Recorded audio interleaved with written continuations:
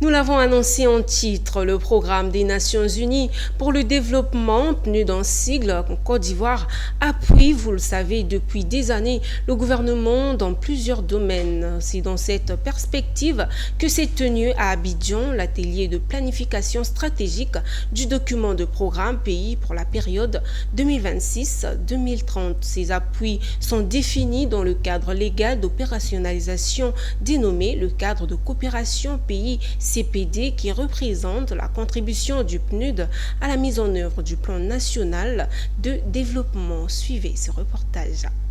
C'est un atelier de réflexion qui réunit les acteurs de développement avec pour priorité d'identifier de façon participative les priorités stratégiques et les axes d'intervention du CPD, cadre de coopération pays pour la période 2026-2030.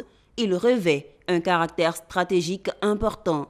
La formulation du document du programme pays est une occasion pour le gouvernement, le PNUD, Programme des Nations Unies pour le développement, et les partenaires de réfléchir sur les domaines de coopération dans lesquels le PNUD va intervenir en termes de soutien les 5 prochaines années. Le PNUD accompagne les États membres, ici la Côte d'Ivoire, dans leur propre développement, leur agenda fixé nationalement.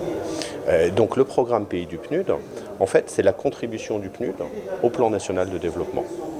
Donc on est ici pour discuter avec toutes les parties prenantes, tous les ministères, et en particulier sous le leadership du ministère de l'économie et du plan, qui est notre contrepartie pour la planification stratégique, mais aussi les partenaires, pour voir dans quel domaine le PNUD pourrait apporter un appui, une valeur ajoutée dans justement l'exécution par le gouvernement du plan national de développement. Aujourd'hui, nous faisons le bilan et les enjeux du PNUD, le PNUD nous accompagne dans beaucoup de domaines. Dans le domaine de la gouvernance, dans le domaine aussi de stabilité, de violence, aussi pour le domaine aussi des femmes. Le PNUD fait beaucoup. Et vraiment, c'est ce pourquoi nous nous réunissons.